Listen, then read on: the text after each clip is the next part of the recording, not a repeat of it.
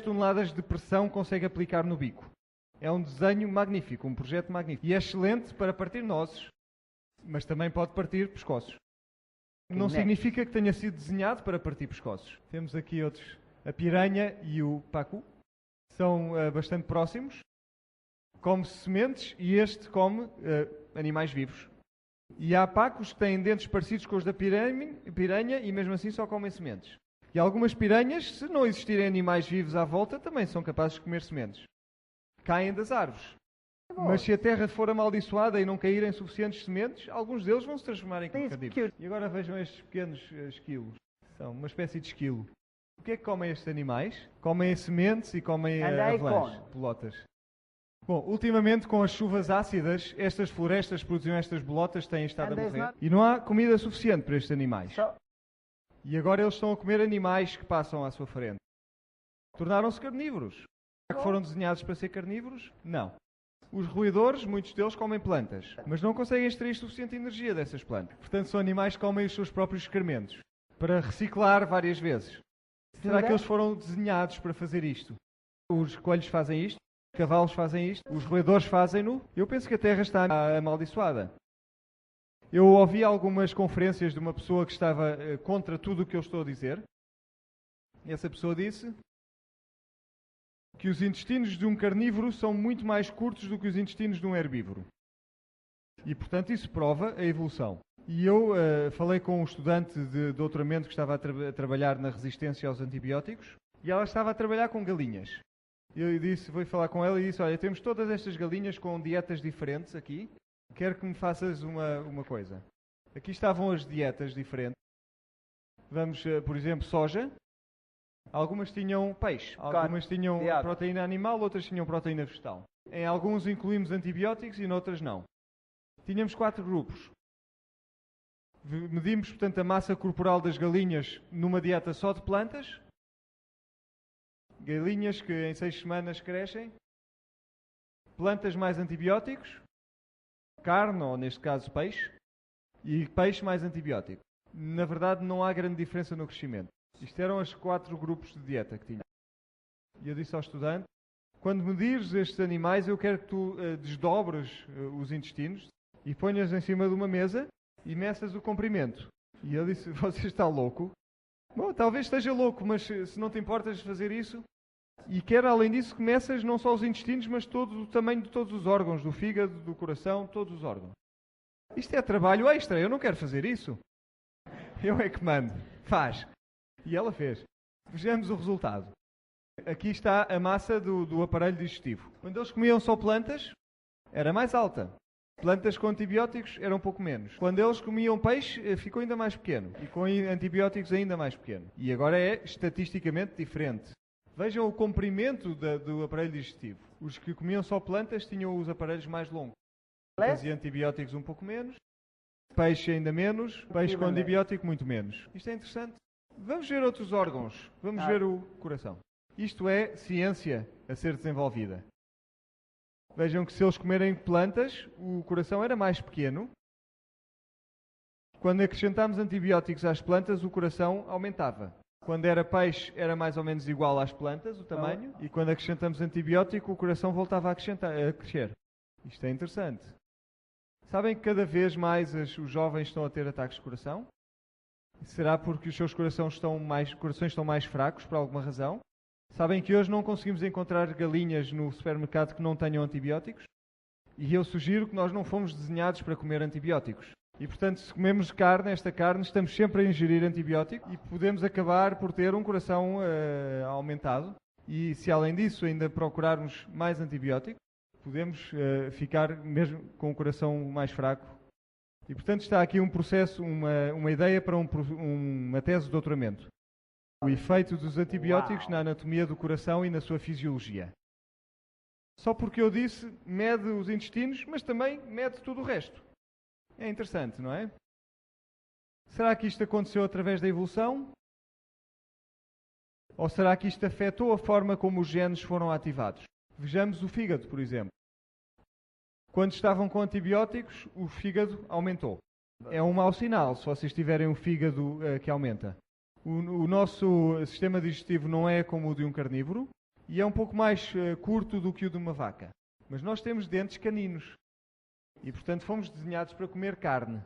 E aqui temos um macaco que é um vegetariano total. Será que ele tem dentes caninos? Tem, e de bom tamanho. E ele é totalmente vegetariano. E porquê é que ele tem estes dentes? Para matar e para poder comer carne? Não. Fazem-no ficar bonito. São sexys. As macacas gostam. Portanto, é um caráter secundário que não tem nada a ver com a alimentação. Portanto, todos estes órgãos vestigiais que há algum tempo provavelmente tiveram uma função e já não têm, como o apêndice e supostamente as guelras, vestígios de guelras que temos, esta lista, à medida que o nosso conhecimento aumenta, está a ficar cada vez mais pequena, de órgãos vestigiais que não têm função. Pensava-se que nenhum daqueles órgãos tinha função, cerca de 100. Inicialmente a tiroide, por exemplo, estava nessa lista. A glândula pituitária e todos estes órgãos, afinal, tinham uma função. Vejam outro problema para a evolução. Isto é chamada a homologia. Vejam o braço do humano, do gato, do morcego.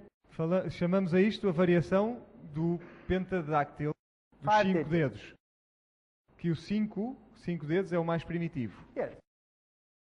O cavalo tem só um dedo. O mais primitivo é o que tem 5. E todos os outros são mais avançados. Pergunta: se nós evoluímos só no fim, ainda temos a mão mais primitiva entre todos os animais. Resposta: para podermos brincar, para podermos tocar piano. Vejam outro problema. A homologia diz que todos estes organismos, todos estes braços estão relacionados. Vejamos este texto. O Sr. William Fix, evolucionista e biologista, escreve: os textos antigos sobre evolucionismo dão muita importância à homologia e chamam-nos a atenção para as semelhanças entre os esqueletos. E, portanto, vê-se este tipo de mecanismo numa baleia ou num pássaro. E, portanto, eles têm de ter tido uma origem comum. Se eles foram transmitidos através dos mesmos conjuntos de genes e foram variando de tempo a tempo pelas mutações, a teoria faria bastante sentido. Infelizmente, isto não é o que acontece. Os órgãos homólogos, hoje sabemos que são produzidos por grupos de genes completamente distintos em espécies diferentes. O conceito da homologia em termos dos genes semelhantes, a partir de um ancestral comum, foi desacreditado. Darwin não sabia nada sobre os genes. Darwin está com grandes problemas neste momento. Portanto, eu posso ser o Darwin e olho para tudo o que é de negativo na vida e concluir que não há Deus. Ou eu posso dizer a Terra em tempos foi perfeita, mas o pecado entrou neste mundo e agora é muito menos do que perfeita. Mas ele deixou evidências da sua criação original. Para eu olhar para os parasitas, por exemplo, ou olhar para as flores, a escolha é minha. Portanto, desígnio original, sim ou não? Reparem neste pássaro. É bonito, não é? Esta é a ibis sagrada. Algumas vezes viram uma ibis? Eu penso que isto não pode ter sido desenhado. É o pior despertador do mundo. Reparem no ibis. Isto é uma variedade de ibis. Reparem na sua cor. É muito bonita. Isto também é uma ibis. E aquela branca também é uma ibis. É muito feia. É um tipo de ibis muito feia. Qual é a diferença entre as duas? Uma pequena diferença na dieta e no habitat. Qual é que vos parece mais com o Éden? A primeira, não é verdade? Pergunta: será que esta ibis horrível que aqui está acasalar com a ibis bonita que nós vimos no início? Sim, ela pode acasalar com ela. E aqui está a sua descendência. Ali está a mamã. O pai era realmente tão feio como o pecado. E a descendência é algo que está no meio. E também acontece o mesmo connosco, humanos. Podemos ter um caráter muito bom e casar com alguém com um caráter muito mau e temos filhos que são mais ou menos no meio. Mas não foi desenhado como do lado direito, foi desenhado como no lado esquerdo. Estes pássaros foram desenhados para serem bonitos. São lembranças do Éden. Podemos ver a criação no pôr do sol. Deus diz: eu criarei uma nova terra e um novo céus e não haverá memória da terra e dos céus anteriores. O Novo Testamento diz que estamos à espera de uma nova terra e um novo céu onde viverá a justiça. Romanos diz que toda a criação está à espera que esta corrupção desapareça. Porque tudo está a ranger, tudo está a sofrer. Isaías diz que o lobo viverá com o cordeiro, a vaca e o leão estarão juntos, Uma criança poderá conduzir estes animais? Uma vaca e um urso poderão comer ao pé um do outro? Uma criança porá a mão no covil da cobra e não acontece nada. Não haverá mais dor. Será algo deste género? Ou se calhar a serpente vai ter as suas pernas de volta. Depende como olhamos para isto. Depende como olhamos para as coisas. E hoje podemos ser todos Darwins, acreditando nas bombas e nas casas, olhar em tudo o que é negativo no mundo e dizer não existe Deus. Ou podemos olhar para o que é belo à nossa volta e olhar para a complexidade maravilhosa das coisas dos seres viventes